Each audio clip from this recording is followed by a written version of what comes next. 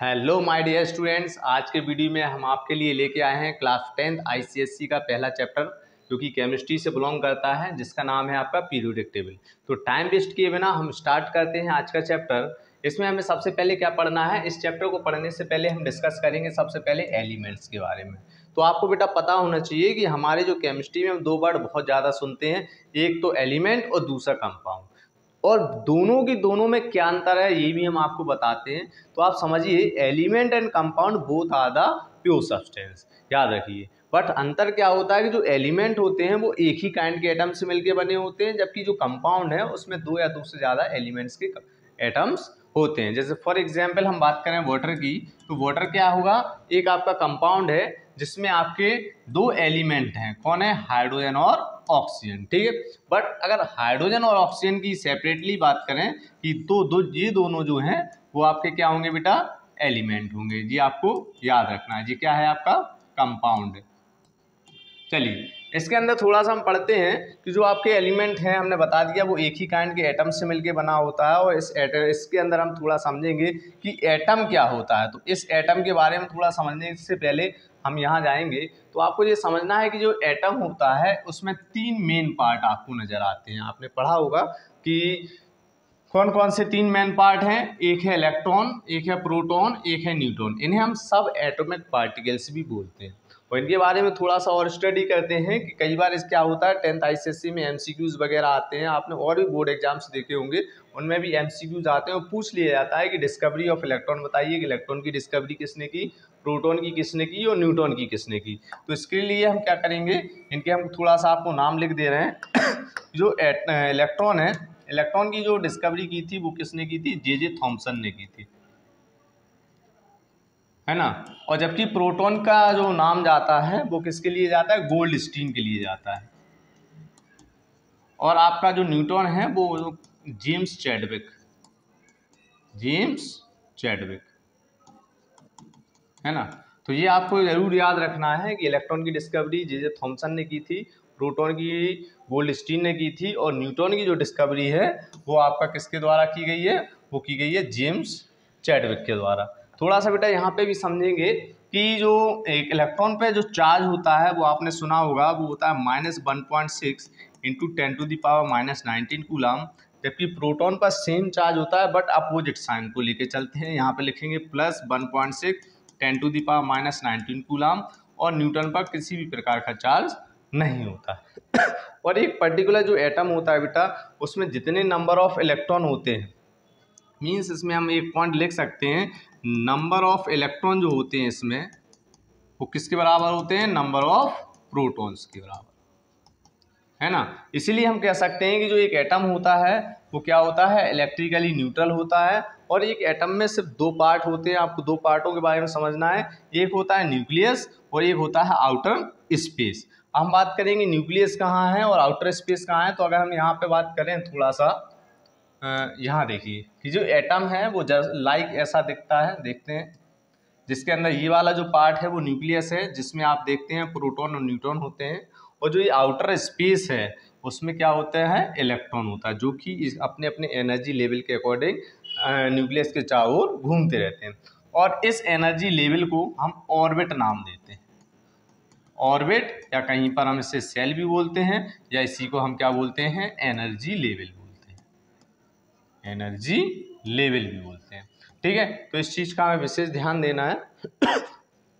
चलिए, तो इससे के बाद हम बात करेंगे थोड़ा सा इसके अंदर के फीचर्स के बारे में। तो यहाँ देखिएगा, हम बात करेंगे कि एलिमेंट का जो क्लासिफिकेशन है वो किस किस ने किया। देखिए, एक वो दौर था जहाँ पर क्या था, बहुत से एलिमेंट की डिस्कवरी हो रही थी, तो उनको पढ़ना क्या है या लर्न रखना बहुत ही मुश्किल हो रहा था। तो उसको क्या है कि कई ऐसे साइंटिस्ट रहे हैं जिन्होंने क्या है, उन्हें एक सूटेबल अरेंजमेंट के फॉर्म में क्लासीफाई किया है। तो सबसे पहले जो नाम आता है वो किसका आता है, डोबेनियस साहब का। डोबेनियस साहब ने क्या किया था, उन्होंने तीन तीन एलिमेंट के पेयर बनाए थे, और उन्हें जो है उनकी एवरेजिंग के अकॉर्डिंग, या ये कहा जाए उनकी एटॉमिक मास के अकॉर्डिंग उनकी एवरेजिंग की, और उसे क्या किया था, उन्होंने कुछ ट्रेड्स के फॉर्म में डिवाइड किया था, जो कि आगे चल के सक्सेसफुल नहीं रहा। इसके बाद जो दूसरा नाम जो आता है बेटा वो आता है न्यूलैंड साहब का।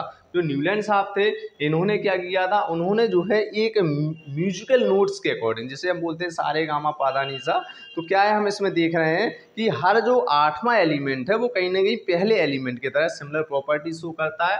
तो उन्होंने जो है म्यूजिकल नोट्स के अकॉर्डिंग क्या किया था, एलिमेंट्स को वो increasing order of atomic mass arrange किया हुआ था। ठीक है, इसके बाद जो तीसरा जो नाम आता है, ये सभी हमने बेटा ऑलरेडी क्लास 9th स्टैंडर्ड में पढ़ा हुआ है, लेकिन थोड़ा क्लास 10th स्टैंडर्ड में पीरियोडिक टेबल पढ़ने से पहले कुछ चीज़ें जो है वो हमें समझ लेनी है। इसके बाद हम बात करेंगे मेंडलीव के बारे में। तो इसके बाद जब मेंडलीव साहब आए तो उस समय क्या है बेटा, एक बात याद रखना है, 63 एलिमेंट्स नोन थे। जो उन्होंने पहली पीरियोडिक टेबल दी थी उस समय हमारे पास 63 एलिमेंट्स थे, जिनको इन्होंने क्या किया, कुछ वर्टिकल कॉलम्स में और कुछ हॉरिजॉन्टल रोज में डिवाइड किया। जो वर्टिकल कॉलम्स थे उनका नाम इन्होंने ग्रुप दिया, और जो हॉरिजॉन्टल रोज थी वो क्या है, वो उन्होंने उन्हें पीरियड नाम दिया। ठीक है, इसमें उन्होंने क्या किया था, इसमें भी उन्होंने याद रखना कि कुछ एटॉमिक मास को बेस माना था, और एटॉमिक मास की जो के आधार पे, या जी कहा जाए कि जो भी के एटम्स थे वो या एलिमेंट थे, उनकी जो है फिजिकल और केमिकल प्रॉपर्टीज़ के अकॉर्डिंग उनके जो फंक्शंस हैं वो पीरियोडिक फंक्शन को एटॉमिक मास के बिहाफ पर क्या किया गया था, अरेंज किया गया था।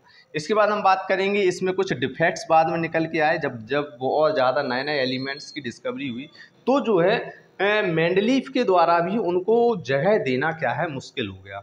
किस वजह से, क्योंकि उस समय क्या है, जब 63 एलिमेंट थे तब इतना ज़्यादा प्रॉब्लम नहीं थी, लेकिन जब नए नए एलिमेंट आए तो उनमें जो है कुछ आपके बात करेंगे, कुछ ऐसे एलिमेंट रहे जैसे कुछ आइसोटोप्स हैं, कुछ आपके रियर अर्थ मेटल हैं, तो इनकी वजह से वो जो है उन्हें जगह नहीं दे पा रहे थे। ठीक है, तब जो है उसके डिफेक्ट को दूर करने का जो काम किया था वो हेनरी मोसले ने किया था। या ये कहा जाए कि जो आपकी जो न्यू मॉडर्न पीरियोडिक टेबल है बेटा, वो जो है किसने, मेंडलीफ ने किसकी मदद से, हेनरी मोसले की मदद से क्या की थी, रिप्रेजेंट की थी, जो कि एक लॉन्ग फॉर्म में क्या किया गया है, उसको डिवाइड किया है, जिसमें क्या कर सकते हैं कि सभी प्रकार के जो नए एलिमेंट हैं उनकी भी क्या है, जगह बनाई गई थी। ठीक है, जिनको हम लोग क्या है, ट्रांजिशनल एलिमेंट भी जानेंगे अभी आगे चल के। ठीक है, पहले हमें लगता है आपको इतना पहले समझ में आ गया होगा।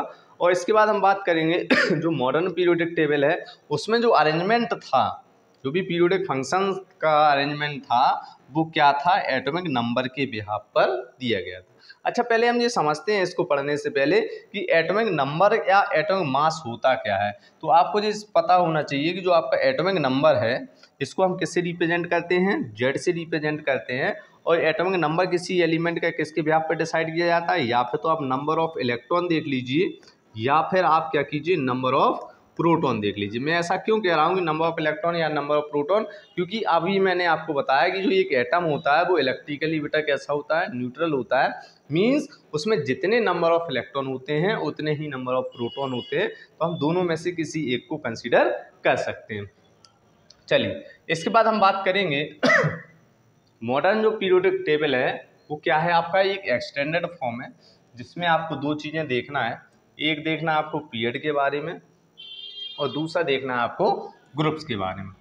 इसमें आप लोग देखेंगे कि 7 पीरियड हैं जिनमें आपके डिफरेंट डिफरेंट एलिमेंट हैं, और यहाँ पर आपके 18 ग्रुप हैं जिनको उन्होंने डिफरेंट वे में डिवाइड किया है। तो सबसे पहले हम पीरियड पे जाते हैं, और पीरियड्स के बारे में समझते हैं कि जो पहला पीरियड है उसको सबसे ज़्यादा शॉर्टर पीरियड कहा जाता है। क्यों, क्योंकि ये एक ऐसा पीरियड है जिसमें सबसे कम एलिमेंट हैं, या जी कहा जाए कि सिर्फ 2 एलिमेंट हैं, और इसके अंदर ही एक सबसे छोटा एलिमेंट भी आता है जिसको हम क्या बोलते हैं, स्मॉलेस्ट एलिमेंट जो कहा जाता है वो होता है आपका हाइड्रोजन, जिसमें सिर्फ और सिर्फ क्या होता है, 1 इलेक्ट्रॉन होता है, और इसके सेंटर में 1 प्रोटॉन होता है। ठीक है, बाकी के बाद में आइसोटोप्स भी होते हैं, लेकिन अभी हम इसके बारे में बात करें तो सबसे छोटा एलिमेंट जो होता है वो क्या होता है, हाइड्रोजन।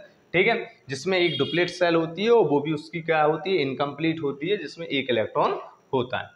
और हम पीरियड 1 की बात कर रहे हैं, तो जो पीरियड 1 है उसमें सिर्फ और सिर्फ क्या है, 2 जिसका एटॉमिक नंबर 1 है और एटॉमिक नंबर 2 है, सिर्फ 2 ही एलिमेंट हैं। और बात करेंगे इसमें जो नंबर ऑफ सेल जो होती है वो 1 सेल होती है। जी भी याद रखना है बेटा कि जो पर्टिकुलर जो पीरियड होता है हम बात करें पीरियड, जो इस प्रकार से आपकी जो 7 पीरियड है उनमें नंबर ऑफ सेल्स का डिवीजन होता है। याद रखिए, जो पहले वाला पीरियड होगा उसमें 1 सेल है, तो जो दूसरा पीरियड है उसमें 2 सेल होती हैं, तीसरा पीरियड है उसमें 3 सेल होती हैं। अच्छा, अभी हमने आपको बताया नहीं है कि सेल किन्हें कहते हैं, तो इसके लिए हम थोड़ा सा यहाँ समझेंगे कि सेल क्या है, सेल या ऑर्बिट होता क्या है। तो बेटा एक बात समझिए, जैसे हमने कोई एक एग्जाम्पल सेट करते हैं, जैसे मान लीजिए हमने सोडियम लिया तो इसकी जब हम इलेक्ट्रॉनिक कन्फिग्रेशन निकालेंगे तो ये बनेगा आपका 281, ठीक है। और जब हम ऑफ-बाउ के रूल के अकॉर्डिंग जब इसमें फिलिंग करते हैं तो पहले कहा जाता है डुप्लेट सेल ओपन होती है और उसमें जो है मैक्सिमम से मैक्सिमम 2 इलेक्ट्रॉन रह सकते हैं, ठीक है। इसके बाद जब ऑक्टेट सेल आपकी ओपन होगी तो उसमें 8 इलेक्ट्रॉन्स रह सकते हैं, तो इसमें क्या होंगे 8 इलेक्ट्रॉन फिल होंगे। और 8 इलेक्ट्रॉन फिल होने के बाद जब इसके बाद नेक्स्ट जो सेल ओपन होगी उसमें 1 इलेक्ट्रॉन रहेगा। तो इसके हिसाब से हम क्या देख रहे हैं, इसमें टोटल नंबर ऑफ सेल क्या हो गई, तो पहली सेल का हम 1 सेल कह सकते हैं, 2, 3, और अगर आप चाहो तो इसका नाम KLM भी बोल सकते हो। तो आप यहाँ देख रहे हैं कि यहाँ पर टोटल नंबर ऑफ सेल कितनी है, 3 सेल्स है, ठीक है। तो इससे हमें ये पता चलता है कि जो सोडियम है वो किस से बिलोंग करेगा, किस पीरियड से बिलोंग करेगा, तो ये फर्स्ट पीरियड से बिलोंग करेगा, ठीक है। अच्छा, एक चीज़ और बता दें, जो आउटर मोस्ट सेल के जो इलेक्ट्रॉन होते हैं जिन्हें हम क्या बोलते हैं, बैलेंस इलेक्ट्रॉन बोलते हैं, इसके बिहाफ पे हमारा क्या डिसाइड किया जाता है, इसके बिहाफ पे हम डिसाइड करते हैं कि किस ग्रुप से बिलोंग कर रहा है, ठीक है। तो यहाँ पर आप देख रहे हैं कि लास्ट ऑर्बिट में सिर्फ एक इलेक्ट्रॉन है, तो हम इससे कह सकते हैं कि ये जो है वो ग्रुप 1 से बिलोंग कर रहा है ना। तो मात्र हम क्या कर सकते हैं, एक एलिमेंट के किसी एटम की इलेक्ट्रॉनिक कॉन्फ़िगरेशन अगर हम निकाल लें तो उस कॉन्फ़िगरेशन की बिहाफ पर भी हम बता सकते हैं कि जो पर्टिकुलर एलिमेंट का एटम है वो, या वो पर्टिकुलर एलिमेंट है वो किस पर्टिकुलर ग्रुप या किस पर्टिकुलर पीरियड से बिलोंग करता है। अच्छा जी, आपको पता होगा कि अगर किसी के लास्ट में कोई भी ऐसा आपका एलिमेंट है जिसके लास्ट ऑर्बिट में, या जिसका एटम है जिसके लास्ट ऑर्बिट में 1, 2, 3 इलेक्ट्रॉन होते हैं, वो सभी आपके डोनर होते हैं। डोनर दैट मीन्स ये सभी क्या होते हैं, इलेक्ट्रॉन को देते हैं। क्या करेंगे, इलेक्ट्रॉन को देंगे, lose the electron, lose the electrons, है ना। और जैसे ही इलेक्ट्रॉन को लूज करेंगे ये क्या करेंगे, गेट पॉजिटिव, इन पर पॉजिटिव आयन आ जाएगा। फॉर एग्जाम्पल जैसे मान लीजिए कि सोडियम है, अगर सोडियम जो है 281 है और अगर ये किसी को 1 इलेक्ट्रॉन दे देता है आफ्टर रिमूविंग 1 इलेक्ट्रॉन, तो ये क्या हो जाएगा, ये आपका जो है इस पर एक पॉजिटिव आयन आ जाता है, ठीक है। जिसको हम क्या बोलते हैं बेटा, कमेंट बॉक्स में आप जाके बताइएगा, ठीक है। चलिए, तो थोड़ा सा हम इसी को कंटिन्यू करते हैं। तो हमने आपको बताया कि जो पहला पीरियड है उसमें 2 इलेक्ट्रॉन होते हैं, सबसे कम इलेक्ट्रॉन इसी में, सबसे शॉर्टर पीरियड है। इसके बाद जो है दूसरा पीरियड है वो भी शॉर्टर माना जाता है क्योंकि उसमें भी सिर्फ 8 ही इलेक्ट्रॉन होते हैं, जिनका एटॉमिक नंबर 3 से स्टार्ट होता है और 10 तक जाता है। जबकि आप तीसरा जो पीरियड है उसमें भी 8 इलेक्ट्रॉन होते हैं और उसमें भी क्या है कि 11 से लेकर 18 तक। अच्छा, ये टिपिकल एलिमेंट भी माने जाते हैं, याद रखना। जो पीरियड 3 है इसके अंदर जितने भी एलिमेंट हैं वो सभी टिपिकल एलिमेंट माने जाते हैं, बिकॉज क्योंकि जो थर्ड पीरियड के जो एलिमेंट हैं वो पूरा की पूरे एक पर्टिकुलर ग्रुप की प्रॉपर्टी को भी कहीं ना कहीं समराइज करते हैं। इस वजह से जो है कई जगहों पर पूछा जाता है टिपिकल एलिमेंट्स किन्हें कहते हैं, तो हम जो आपका पीरियड 3 है उसके एलिमेंट को हम टिपिकल एलिमेंट्स भी बोलते हैं। इसके बाद बात करेंगे जो आपका पीरियड 4 है, इसमें क्या है 19 to 36 मीन्स यहाँ पर आपको देखने को मिलेंगे 18 एलिमेंट, ठीक है। और पीरियड 5 में भी आपको 18 एलिमेंट देखने को मिलेंगे। इसके बाद आप जैसे ही नीचे जाएंगे पीरियड 6 और पीरियड 7 में दोनों के दोनों में 32 एलिमेंट हो जाते हैं। इसका रीजन क्या है कि 18 तो एलिमेंट हैं आप ये भी कह सकते हैं कि पीरियड 4 से लेकर पीरियड 7 तक 18 एलिमेंट है, बट यहाँ पर आपका कुछ क्या होता है, कुछ यहाँ पर आपके इनर ट्रांजिशनल एलिमेंट्स भी आ जाते हैं, जो कि क्या है 14 एलिमेंट आपको पीरियड 6 में देखने को मिलेंगे जिसे हम लेथेनाइट्स बोलते हैं। और जो आपका पीरियड 7 है इसमें आपको 14 एलिमेंट मिलेंगे जिन्हें हम क्या बोलते हैं बेटा, एक्टिनाइट्स बोलते हैं। इस प्रकार से हम देखें तो टोटल ओवरऑल हमारे पास 118 मीन्स 118 एलिमेंट्स हैं, जिनको जो है एक जो लॉन्ग पीरियोडिक फॉर्म है उसमें क्या किया गया है, शो किया गया है, जिसे हम एक्सटेंडेड फॉर्म भी बोलते हैं मॉडर्न पीरियोडिक टेबल का। चलिए हम बात करेंगे थोड़ा सा ग्रुप्स के बारे में। तो हमारे पास देखा जाए तो आपको जनरली आपको यहाँ पे 2 ग्रुप्स के बारे में पढ़ना है। एक आपका मेन ग्रुप होता है इसे हम मेन ग्रुप बोल रहे हैं। मेन ग्रुप या नॉर्मल ग्रुप या रिप्रेजेंटेटिव एलिमेंट्स ही बोलते हैं। जनरली आपने जो है रिप्रेजेंटेटिव एलिमेंट्स नाम सुना होगा, जिन्हें हम 1A 2A 3A इस प्रकार से ए के फॉर्म में, और जो लास्ट में आपका जीरो ग्रुप है जिसे बोलते हैं नोबल गैसेस वाला या इनर्ट ग्रुप जिन्हें बोलते हैं, वो भी आपका कहीं ना कहीं नॉर्मल एलिमेंट में काउंट होता है। इसके बाद जो इनके सब ग्रुप बनाए गए, जिसे हम 1B 2B 3B इस प्रकार से इन्हें क्लासीफाई किया गया है, और 8th ग्रुप भी इसमें है, इन्हें हम बोलते हैं बेटा ट्रांजिशनल एलिमेंट्स। आई होप ये वीडियो आपको समझ में आ रहा होगा, जो भी सारी चीज़ें बताई गई हैं। अगर आपको समझ में नहीं आ रहा है तो इसको आप 1 से 2 बार देखिएगा, आई होप आपको समझ में आ जाएगा। चलिए, इसके बाद हम बात करेंगे थोड़ा सा इसके आगे कि कुछ आपको ग्रुप्स के बारे में हम बताते हैं। जनरली आपको जो है ग्रुप 1, ग्रुप 2, ग्रुप 3 इस प्रकार से आपको 18 ग्रुप्स देखने को मिलते हैं, जो भी आपकी मॉडर्न लॉन्ग पीरियोडिक टेबल है ना। तो इसमें आपका जो पहला ग्रुप है, इसमें जो है सबसे हाईली रिएक्टिव मेटल्स होते हैं, इसलिए इन्हें जो है हम एल्कली मेटल्स बोलते हैं। क्या बोलते हैं बेटा? Alkali metals. इसके बाद हम बात करेंगे जो ग्रुप 2 है, इसमें आपके एल्कलाइन अर्थ मेटल्स हैं, ठीक है। इसके बाद जो आपका ग्रुप नंबर 3 से लेके ग्रुप नंबर 12 है, इन सभी में आपके ट्रांजिशनल एलिमेंट होते हैं। और ग्रुप नंबर 13 जो है वो बोरोन से स्टार्ट होता है। कहाँ से स्टार्ट होता है? बोरोन से स्टार्ट होता है, इसलिए इसका नाम हमने बोरोन फैमिली रखा हुआ है, ठीक है। सॉरी, हमने नहीं, मीन्स जो भी मेंडलीव साहब हैं उन्होंने, है ना। और जो ग्रुप नंबर 14 है, उसमें भी आप देखेंगे जो फर्स्ट एलिमेंट है वो क्या है? कार्बन है, इसलिए उसका नाम पूरा हम क्या किया गया है? कार्बन फैमिली किया गया है। और ग्रुप 15 है, उसमें पहला एलिमेंट नाइट्रोजन है, इसलिए उसको हमने, या ये कहा जाए कि सॉरी बार बार हमने निकल जा रहा है, दैट मीन्स जो भी वहाँ साइंटिस्ट हैं उन्होंने क्या है उसका नाम क्या रखा है? नाइट्रोजन रखा हुआ है। इसके बाद हम बात करेंगे जो 16 है, उसमें ऑक्सीजन पहला एलिमेंट होता है, इसलिए उसका नाम ऑक्सीजन फैमिली रखा गया है। और जो 17 ग्रुप है उसे हम हेलोजन फैमिली बोलते हैं। हेलोजन मीन्स होता है, हेलो मीन्स होता है एक प्रकार से सॉल्ट, मीन्स कहीं ना कहीं जो हेलोजन फैमिली है वो सॉल्ट फॉर्मेशन में मदद करते हैं, इसलिए इसको हेलोजन फैमिली कहा गया। और जो 18 है इसे हम इनर्ट गैसेस वाला बोलते हैं, क्योंकि जहाँ पर आपको जो आउटर मोस्ट सेल है कहीं ना कहीं कम्प्लीटली फिल मिलती है। और आपने पढ़ा होगा कि जहाँ पर outermost shell completely fill होती है, या ये कहा जाए जब कोई भी पर्टिकुलर एटम स्टेबल होता है तो वो उस केस में क्या होता है? इनर्ट होता है, या जिसे बोलते हैं नॉन रिएक्टिव, ठीक है। एटम के बारे में हम आपको समझा चुके हैं, थोड़ा सा कुछ और इम्पोर्टेंट टर्म समझते हैं। सबसे पहले हमने आपको बताया ऑर्बिट क्या होता है। तो जो एनर्जी लेवल है न्यूक्लियस के चारों ओर, जिसमें इलेक्ट्रॉन अपने अपने एनर्जी लेवल में क्या हो रहे हैं? घूम रहे होते हैं, रिवॉल्व कर रहे होते हैं, उसी एनर्जी लेवल को हम क्या बोलते हैं? ऑर्बिट बोलते हैं। और नंबर ऑफ ऑर्बिट के बिहाफ पर, ये बात याद रखिएगा कि नंबर ऑफ ऑर्बिट के बिहाफ पे हम क्या करते हैं? पीरियड डिसाइड करते हैं कि पर्टिकुलर जो एटम है वो किस पीरियड से बिलोंग कर रहा है, या एलिमेंट है वो किस पीरियड से बिलोंग कर रहा है।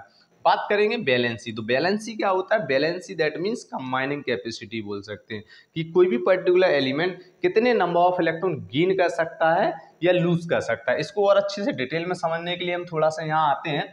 जैसे मान लीजिए हम एक बात कर रहे हैं, एक हमने ले लिया सोडियम और एक ले लिया क्लोरीन। तो सोडियम का आप देखेंगे यहाँ पर क्या देखेंगे कि इसका एटॉमिक नंबर 11 है और इसका एटॉमिक नंबर आप देखते हैं 17 है। तो जब इसकी इलेक्ट्रॉनिक कॉन्फ़िगरेशन में जाते हैं सोडियम की, तो वो निकलती है बेटा 281। इसकी इलेक्ट्रॉनिक कॉन्फ़िगरेशन देखते हैं तो वो बनती है 287। तो आप यहाँ क्या देख रहे हैं कि हमने अभी आपको बताया कि कोई भी ऐसा, यहाँ पर आपको इससे पहले यहाँ पे हम बता चुके हैं कि अगर लास्ट ऑर्बिट में 1 2 3 इलेक्ट्रॉन अगर किसी के, वो सभी डोनर होते हैं। सेम ऐसे ही जब किसी के लास्ट ऑर्बिट में, जिसको हम आउटर मोस्ट सेल बोलते हैं, कि लास्ट आउटर मोस्ट सेल में जब क्या होते हैं 5 6 7 मतलब 5 6 7 इलेक्ट्रॉन होते हैं, तो वो क्या होते हैं? वो एक्सेप्टर कहलाते हैं। दैट मीन्स ये क्या करेंगे? ये कहीं ना कहीं इलेक्ट्रॉन लेंगे। क्यों लेंगे? क्योंकि कोई भी बेटा ऐसा एटम नहीं होता है जो एक प्रकार से देखा जाए 3 या 3 से ज़्यादा इलेक्ट्रॉन को दे सके या ले सके। कहीं ना कहीं वो 3 इलेक्ट्रॉन तक ले सकता है और 3 इलेक्ट्रॉन तक दे सकता है, लेकिन 3 से ज़्यादा इलेक्ट्रॉन ना तो वो ले सकता है और ना ही दे सकता है।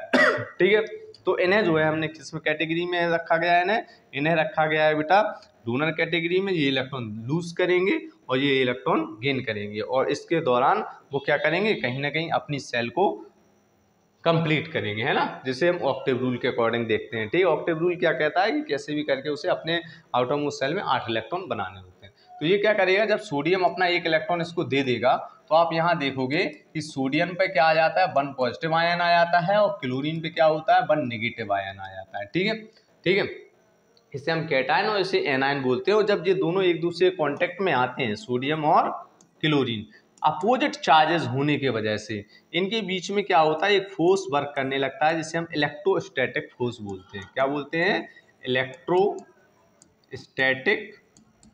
फोर्स बोलते हैं।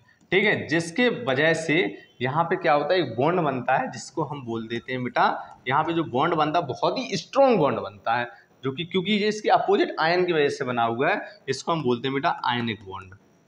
भी आप अगला चैप्टर जब पढ़ेंगे बॉन्ड, तब हम आपको उसमें बहुत ही अच्छे से इसको समझाएंगे।